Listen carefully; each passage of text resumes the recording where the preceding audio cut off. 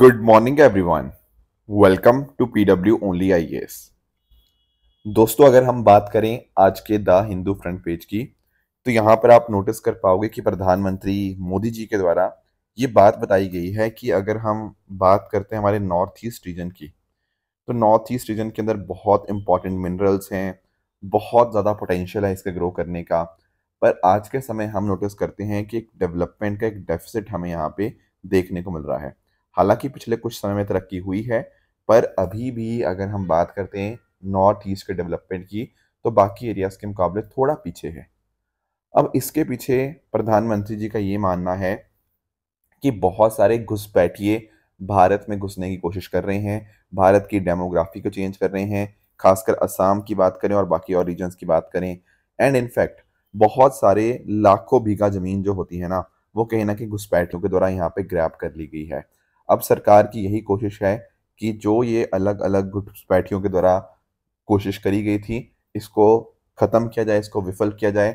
And जो जमीन है जो किसानों की, ट्राइबल्स की बिलोंग करती है, उनको वापस दिलवाई जा पाए। साथ ही साथ उन्होंने ऑपोजिशन को भी काफ़ी हैविली क्रिटिसाइज किया इस पर्टिकुलर स्पीच के अंदर, जहां पर उन्होंने बोला कि पास्ट में अगर हम बात करें तो कांग्रेस और जो बाकी ऑपोजिशन है, उन्होंने यहाँ पे बॉर्डर सिक्योरिटी के ऊपर ध्यान नहीं दिया, जिस वजह से घुसपैठिए बहुत ज़्यादा इंडिया में आए गए। एंड अब टाइम है कि उन घुसपैठियों को वापस भेजा जाए, ताकि लोकल लोगों की जो डिमांड्स हैं उनको अच्छे से फुलफिल किया जा पाए। दोस्तों, आगे बढ़ने से पहले मैं आप सबको बता दूं कि हिंदी दिवस के मौके के ऊपर हमारे सभी कोर्सेज के ऊपर आपको अप टू 70% ऑफ आपको देखने को मिल जाएगा। तो हिंदी दिवस का ये मौका है, इस समय के ऊपर आपको ये बहुत अच्छी अपॉर्चुनिटी है कि आप अपनी तैयारी को और अच्छे से बेहतर कर सकते हैं। तो इन सभी कोर्सेज, चाहे वो ऑप्शनल बैचेस हों, चाहे वो हमारे फाउंडेशन बैचेस हों, उन सब के ऊपर आपको अप टू 70% ऑफ देखने को मिलेगा। तो डिस्क्रिप्शन में सभी कोर्सेज का लिंक है, वहाँ पर जाकर आप इन कोर्सेज में ज्वाइन कर सकते हैं। दोस्तों, डेट है आज की 15 सितंबर 2025 एंड आप सभी का स्वागत है आज के प्रीलिम बूस्टर न्यूज़ डिस्कशन में। स्टार्ट करने से पहले मैं आप सबको बता दूं कि अगर आपको इस सेशन की पीडीएफ चाहिए, तो आपको मेरे Telegram channel Rishabh Sharma sir PW यहाँ पे जाके इसकी पीडीएफ को आप सब लोग डाउनलोड कर सकते हो। चलिए स्टार्ट करते हैं। पहला जो टॉपिक हमें डिस्कस करना है ना, वो है टाइगर रिवाइवल इन सह्याद्री रेंजेस के बारे में। काफ़ी इंटरेस्टिंग है, मैं आपको थोड़ा इसको एक्सप्लेन करता हूँ कि आखिर इस चीज़ का मीनिंग क्या है। देखो, आप लोग टाइगर रिजर्व्स हमने कई बार पढ़े हैं, पर जब मैं बात करता हूँ ना टाइगर रिजर्व की, कुछ ऐसे टाइगर रिजर्व्स भी हैं जिनमें टाइगर है ही नहीं। I will give you some example. जैसे आपने डांपा टाइगर रिजर्व के बारे में सुना होगा, जो कि मिजोरम के अंदर है। इसमें कोई भी टाइगर नहीं है। उसी तरह से दोस्तों, अगर हम बात करें बक्सा टाइगर रिजर्व, ये पहले मैंने डिस्कस किया हुआ है सारी बातें, वेस्ट बंगाल के अंदर, यहाँ पर कोई टाइगर नहीं है। आपने पलामू टाइगर रिजर्व के बारे में सुना होगा, ये झारखंड के अंदर है। इसमें भी आपका कोई टाइगर रिजर्व, आपका कोई टाइगर नहीं है। सतकोशिया टाइगर रिजर्व की बात करें, जो कि ओडिशा के अंदर है, इसमें भी कोई टाइगर नहीं है। एंड लास्टली दोस्तों, सह्याद्री अगर टाइगर रिजर्व की बात करूं, जो कि महाराष्ट्र में है, also there is no tiger currently. तो ये 5 नाम आप ध्यान रख सकते हो कि ये 5 क्या हैं, ये 5 ऐसे टाइगर रिजर्व हैं जिनमें कोई भी टाइगर आपको नहीं देखने को मिलता। अब हमारा फोकस होगा सह्याद्री के ऊपर, यहाँ पर भी कोई ऐसे टाइगर नहीं है। तो कोशिश ये है कि क्यों ना एक काम करें कि जो तडोबा आंध्री टाइगर रिजर्व है, जो कि आपका महाराष्ट्र में देखने को मिलेगा, एंड उसके साथ ही साथ यहाँ पर आपका जो पेंच टाइगर रिजर्व है, जिसका मेजर पोर्शन आपको मध्य प्रदेश एंड कुछ पोर्शन आपका महाराष्ट्र में देखने को मिलेगा, यहाँ से टाइगर हम यहाँ पे ट्रांसलोकेट करें सह्याद्री टाइगर रिजर्व के अंदर, ताकि इंश्योर ये किया जा पाए कि जो सह्याद्री टाइगर रिजर्व, जो कि नॉर्दर्न वेस्टर्न घाट्स के अंदर आता है, वहां पर इनकी पॉपुलेशन यहाँ पे रिवाइव करी जा पाए। So that is the whole plan. यहाँ पे इन्वायरमेंट मिनिस्ट्री ने इस प्लान को यहाँ पे अप्रूवल दे दिया है। तो सह्याद्री टाइगर रिजर्व ये आपको वेस्टर्न महाराष्ट्र में देखने को मिल जाएगा। इसमें आपका चंदोली नेशनल पार्क हो गया, और साथ साथ कोयना वाइल्ड लाइफ सेंचुरी यहाँ पे आपको देखने को मिल जाएगी। यहाँ पर लेटराइटिक रॉकी प्लेट्यूज, जिनको लोकली साडास के नाम से जाना जाता है, उसका टेरेन आपको देखने को मिलेगा। इसमें लेपर्ड, ढोल, गौर, antelopes, mouse deer, giant squirrel, ये सब देखने को मिल जाएंगे। एंड बर्ड लाइफ के अंदर हॉर्नबिल, वल्चर, रिवर टर्न्स आपको देखने को मिल जाएंगे। फॉरेस्ट की बात करें तो moist evergreen forest, semi evergreen trees हो गया, moist and dry deciduous forest, ये अलग अलग तरह की फॉरेस्ट आपको देखने को मिल जाते हैं। तो अपने आप में सह्याद्री रेंजेस या सह्याद्री टाइगर रिजर्व बहुत ज़्यादा इंपॉर्टेंट है, क्योंकि यहाँ पे कोयना वारना रिवर आपको देखने को मिल जाएंगी, जो लोकल लाइवलीहुड के लिए बहुत बहुत इंपॉर्टेंट है। अगर टाइगर रिवाइवल होते हैं तो कहीं ना कहीं यहाँ पे बायोडाइवर्सिटी कंजर्वेशन के अंदर यहाँ पे मदद मिलेगी। एंड अकॉर्डिंगली ये सेकेंड फेज का प्लान है। इससे पहले इनकी हैबिटेट को बेहतर करने के लिए, प्रे बेस को स्ट्रेंथन करने का पहले से प्लान यहाँ पे ऑलरेडी चल रहा है। पहले उनका अकॉर्डिंग एनवायरनमेंट बन जाएगा, अब सेकेंड वाले फेज के अंदर क्या होगा, उनको ट्रांसलोकेट यहाँ पे किया जाएगा। तो बहुत इंपॉर्टेंट बन जाते हैं Sahyadri tiger reserve, northern western Ghats और गोवा कर्नाटका के बीच का एक बहुत इंपॉर्टेंट लिंकेज यही टाइगर रिजर्व यहाँ पे प्रोवाइड करते हैं। राइट, आगे आते हैं दोस्तों, डिजास्टर रिस्क इंडेक्स को थोड़ा समझने की कोशिश करते हैं कि आखिर इसका मतलब क्या है। देखो, आप इस बात को थोड़ा समझना कि when we talk about Himalayan areas ना, या हिमालयन स्टेट्स की अगर हम बात करें, तो इन पे थोड़ा ज़्यादा डिजास्टर का इम्पैक्ट आपको देखने को मिलता है, वल्नरेबल ज़्यादा है, क्योंकि रीज़न आप समझ सकते हो कि माउंटेनियस रीजन्स हैं, है ना, एंड डिजास्टर्स को काफ़ी ज़्यादा फेस करते हैं। अब आप लोग जानते होंगे हमारे पास ना फाइनेंस कमीशन है, ठीक है। फाइनेंस कमीशन आपका आर्टिकल 280 के अंतर्गत, आपको जानते होंगे, या आर्टिकल 280 के अंतर्गत आपके प्रेसिडेंट साहब इसको यहाँ पे बनाते हैं। और इसका पर्पस यही होता है कि जो भी नेट टैक्स प्रोसीड होंगी वो किस तरह से सेंटर और स्टेट्स के बीच में शेयर की जाएंगी। जैसे अगर मैं 15th फाइनेंस कमीशन की बात करूं तो 41% उन्होंने यहाँ पे रिकमेंड किया था। अब पैसा जो आया वो सेंटर और स्टेट्स के बीच में इस तरह से शेयर होगा। ये तो हो गया आपका क्या, वर्टिकल डेवोल्यूशन, ठीक है, कि सेंटर से स्टेट्स तक कितना शेयर होगा।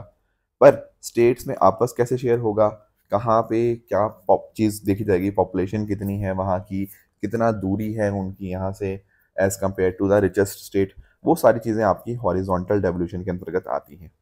ठीक है, तो इसी कॉन्सेप्ट को हम लोग टैक्स डेवोल्यूशन के नाम से यहाँ पे चले जाते हैं, जो कि आर्टिकल 280 के अंतर्गत है। साथ ही साथ 275 आर्टिकल ग्रांट्स इन एड, ये बात करता है principal for grants to state beyond revenues. कई बार स्टेट से कुछ और नीड्स भी होती हैं तो उनको ग्रांट्स वगैरह देना। साथ ही साथ पंचायत और म्यूनसिपैलिटीज़ का पैसा वहाँ तक कैसे पहुँचे, उसके लिए कंसोलिडेटेड फंड ऑफ स्टेट्स को हम कैसे बढ़ा सकते हैं, उसके लिए मेजर्स आपका फाइनेंस कमीशन सजेस्ट करता है।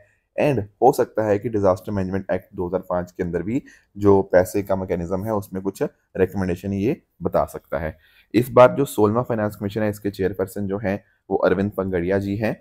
एंड साथ ही साथ ये 2025 अक्टूबर यानी कि 31 अक्टूबर, लगभग 1.5 महीने के अंदर अंदर इनको अपनी रिपोर्ट सबमिट करनी होगी। एंड फिर यही पर्टिकुलर रिपोर्ट के हिसाब से 2026-27 से लेकर 2030-31 जो 5 साल है ना, ये पूरा पूरा रेवेन्यू डिस्ट्रीब्यूशन इसी पर्टिकुलर हिसाब से होगा। ठीक है, अब जो हिमाचल प्रदेश के चीफ मिनिस्टर है ना, दरअसल में उन्होंने डिमांड करी है, उन्होंने डिमांड ये करी है कि हमें या और हिमालयन स्टेट्स को जो पैसा मिले उनको बहुत ध्यान में रखा जाए कि वहाँ के डिजास्टर, वहाँ की इकोलॉजी को, क्योंकि आप अंडरस्टैंड कर पाओगे कि हिमाचल हो गया या और इस तरह के स्टेट्स हो गया, हमारे हिल स्टेट्स हो गया, वहाँ पर डिजास्टर रिस्क इंडेक्स ना सही वैल्यू नहीं देता। उनका ऐसा मानना है हिमाचल प्रदेश चीफ मिनिस्टर का। मैं समझाता हूँ क्यों नहीं देता। देखो, आप समझना ये डीआरआई आखिर है क्या। डीआरआई के माध्यम से हमें ये पता लगता है कि कौन सा ऐसा एरिया है, कौन सा रीजन है, वो कितना डिजास्टर से रिस्क फेस करता है। अब इसमें अलग अलग चीज़ें देखी जाती हैं, जैसे फॉर एग्जाम्पल हैजार्ड एक्सपोजर, जैसे वहाँ पे कितने ज़्यादा अर्थक्वेक, फ्लड्स, लैंडस्लाइड, साइक्लोन आने की यहाँ पे संभावना है। फिर वल्नरेबिलिटी, वहाँ पे लोगों को कितना इम्पैक्ट आएगा बिकॉज ऑफ दोज अर्थक्वेक्स और बाकी सारे डिजास्टर्स। तो गरीबी, हाउसिंग क्वालिटी, इन सब चीज़ों को देख के पता लगता है कितना इम्पैक्ट आएगा। लास्टली, क्या उससे कोप अप कर पाएंगे, क्या वहाँ पे proper health care infrastructure, governance वगैरह है, अर्ली वार्निंग सिस्टम वगैरह है या नहीं है। अगर ये चीज़ें नहीं है तो भाई बहुत इम्पैक्ट आएगा। तो अभी वाला जो डिजास्टर रिस्क इंडेक्स है ना, उसमें one size fits all approach यहाँ पे अडॉप्ट करी गई है, जिस वजह से कुछ कुछ ऐसे हैजार्ड्स होते हैं जो स्टेट स्पेसिफिक होते हैं। जैसे हिमाचल हो गया, हिमाचल अपने आप में थोड़ा ज़्यादा वल्नरेबल है। तो किसी स्टेट्स के अंदर लैंडस्लाइड, जैसे खासकर हिल स्टेट्स के अंदर लैंडस्लाइड हो गया, ग्लेशियर लेक आउटबर्स्ट फ्लड हो गया, स्लो अवलांचेस हो गया, आपके क्लाउड बर्स्ट हो गया, फॉरेस्ट फायर हो गया, ये सारी चीज़ें आपकी हिल स्टेट्स को बहुत बड़े लेवल के ऊपर इम्पैक्ट करती हैं। पर ये सारी चीज़ें हमारा डिजास्टर रिस्क इंडेक्स जो है वो कैप्चर करता ही नहीं है। तो यहाँ पर हिमाचल प्रदेश के चीफ मिनिस्टर का यही डिमांड है कि भाई हिल स्टेट्स के लिए अलग से आप डिजास्टर रिस्क इंडेक्स यहाँ पे बनाइए, एंड फिर उस हिसाब से आपके हिल स्टेट्स को ज़्यादा पैसा मिलना चाहिए, क्योंकि उनको यहाँ पे इन डिजास्टर के साथ लड़ना पड़ता है। बाकी आप नोटिस कर पाओगे कि जैसे फॉरेस्ट होते हैं, ठीक है, जैसे आप नोटिस करते हो कि फॉरेस्ट आपके बहुत सारा इंपॉर्टेंट रोल प्ले करते हैं हमारी इकोलॉजी के अंदर। तो जो इकोलॉजी है ना, वो भी दरअसल में आपका फाइनेंस कमीशन का एक पैरामीटर हमें देखने को मिलती है। तो यहाँ पे इन्होंने बोला है कि देखो जैसे स्नो कवर्ड माउंटेन्स हो गया या कोल्ड डेजर्ट वाले रीजन हो गया जो कि ट्री लाइन के ऊपर हैं, उनको भी हम लोग डेंस फॉरेस्ट एरियाज के अंदर क्यों ना हम इंक्लूड करें, जिससे कहीं ना कहीं यहाँ पे इनको पैसा ज़्यादा मिले। बाकी इसके अलावा 50,000 करोड़ का एनुअल फंड यहाँ पे इनके द्वारा सजेस्ट किया गया है बनाने के लिए, ताकि इतनी सारी जो इंपॉर्टेंट सर्विसेज हिल स्टेट्स देती हैं जैसे फॉरेस्ट, वाटर, बायोडाइवर्सिटी, तो डेफिनेटली इन इकोलॉजिकल सर्विसेज के बदले स्पेशल सेंट्रल असिस्टेंस यहाँ पे आपकी हिल स्टेट्स को यहाँ पे मिलनी चाहिए। ऐसा हिमाचल प्रदेश की ये डिमांड्स हैं।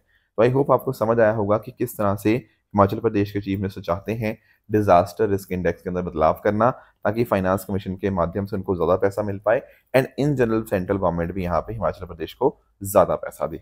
तो ये इस वजह से आपको न्यूज़ में देखने को मिल जाएगा।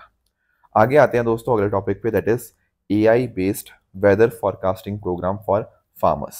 सबसे पहले तो आप ये समझिएगा कि इसको लॉन्च किसके द्वारा किया गया था, by ministry of agriculture and farmer welfare. अब देखो पिछले कुछ महीने हमें यहाँ पे मॉनसून देखने को मिला, और आप लोग जानते होंगे कि भारत का जो नेट सोन एरिया है ना, उसमें से 50% से ज़्यादा हम कहीं ना कहीं बारिश के ऊपर यहाँ पे डिपेंडेंट है। ठीक है, जब इतना हमारी हैवी डिपेंडेंस है एग्रीकल्चर के ऊपर, सॉरी अपना मानसून के ऊपर, तो क्यों ना हम अपने किसानों को ये बता दें कि कब बारिश होने वाली है और कब बारिश नहीं होने वाली। बिल्कुल इसी चीज़ को इस्तेमाल किया गया AI based weather forecasting programme के अंतर्गत। यहाँ पर एम किसान SMS पोर्टल का इस्तेमाल किया गया, जिसके माध्यम से 13 स्टेट्स के अंदर 3,80,00,000 किसानों को यहाँ पे पहले ही हमने फॉरकास्ट भेज दिया कि कितनी कितनी यहाँ पे बारिश होने वाली है। तो मानसून के समय हर हफ्ते उनको यहाँ पे अपडेट जाता था, उनके फ़ोन पे SMS जाता था, एंड उसके अंदर 4 हफ्ते तक का एडवांस में हम उनको फॉरकास्ट दे देते थे। एंड जो 20 दिन का बीच में पॉज आया ना रेनफॉल के अंदर, जब 20 दिन बीच में बारिश नहीं हुई, तो यहाँ पे इस मॉडल ने उसको सक्सेसफुली प्रिडिक्ट किया था, जिस वजह से किसानों को अपनी खेती के अंदर चेंजेस करने के अंदर बहुत ज़्यादा मदद मिली है। तो यहाँ पर AI मॉडल जो इस्तेमाल हुए हैं उसमें Google neural general circulation model and साथ ही साथ European centre for medium range weather forecast का आर्टिफिशियल इंटेलिजेंस फॉरकास्टिंग सिस्टम, इनका यहाँ पे AI मॉडल का हमने यहाँ पे इस्तेमाल किया है। एंड 50% ज़्यादा हमारे जो किसान हैं, मतलब या इंडियन नेट जोन एरिया है, वो रेनफेड है, हमने पहले भी डिस्कस किया। तो ये डिपेंडेंस इनकी मानसून के ऊपर है। बाकी क्रॉप चुनते समय, उसको लगाते समय, इरिगेशन देखते समय, ये सारी चीज़ों के यहाँ पे कि बारिश कितनी ज़्यादा होने वाली है उसने हेल्प किया। प्लस साथ ही साथ अगर हम बात करें जो अचानक से बारिश हो जाती है उससे कई बार नुकसान होता है, उस नुकसान को कम करने के अंदर भी हमने यहाँ पे इस particular AI weather forecasting programme के माध्यम से यहाँ पे मदद मिली है। तो आप नोटिस कर पाओगे कि इससे कहीं ना कहीं आगे जाके हम और इस्तेमाल करेंगे एंड अकॉर्डिंगली हमारे जो लॉसेस हैं वो कम होते हुए देखने को मिल सकते हैं। नेक्स्ट टॉपिक जो हमें डिस्कस करना है वो है 4th edition of world food India 2025। दोस्तों ये जो 4th एडिशन है ना वर्ल्ड फूड इंडिया 2025 का, ये होगा कब, 25 सितंबर 2025 को हमारे प्रधानमंत्री जी इसको इनॉग्रेट करेंगे भारत मंडपम नई दिल्ली के अंदर।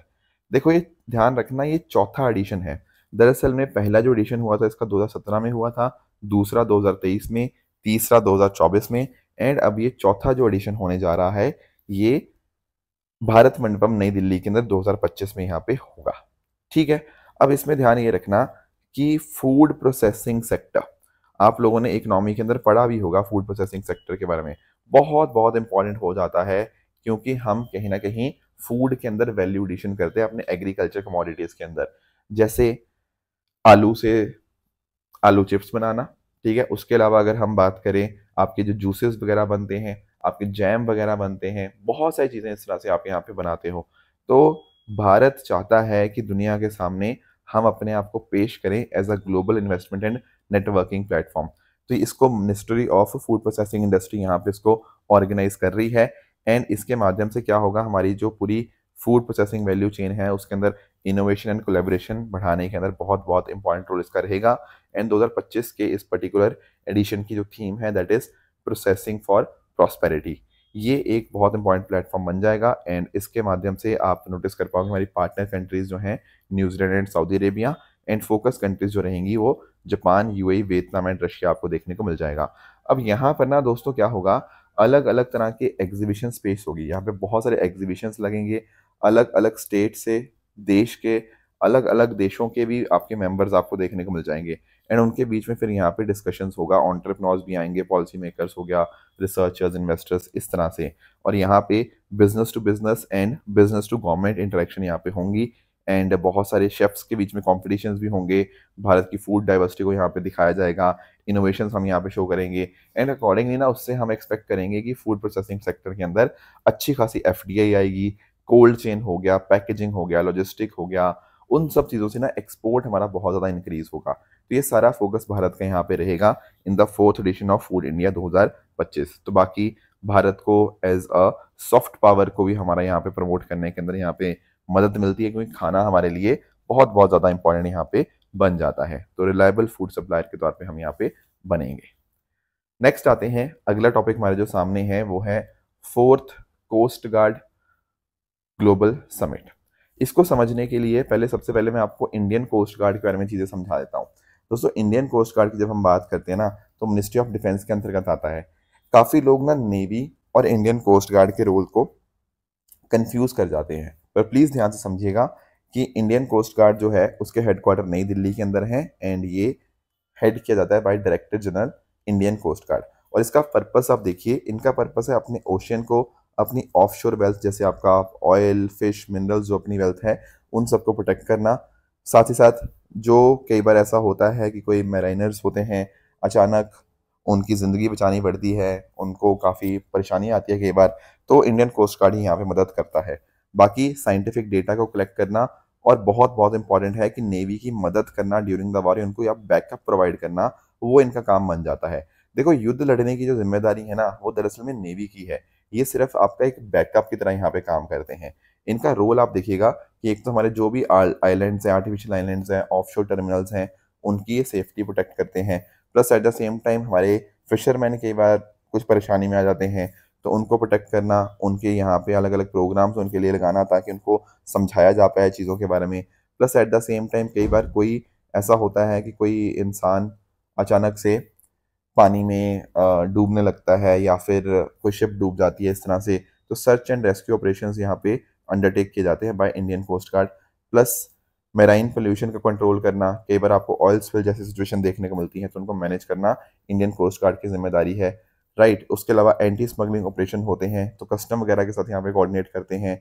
फिर मैरीटाइम लॉस को इन्फोर्स करवाना, ये सारी इन्हीं की जिम्मेदारी है। एंड लास्टली अगर हम बात करें, ज़िंदगी बचाना इनकी, ठीक है ना, लोगों की प्रॉपर्टी बचाना, साथ ही साथ साइंटिफिक इंक्वायरी को फैसिलिटेट करना, ये सारा इंडियन कोस्ट गार्ड का ही आपको काम देखने को मिलेगा।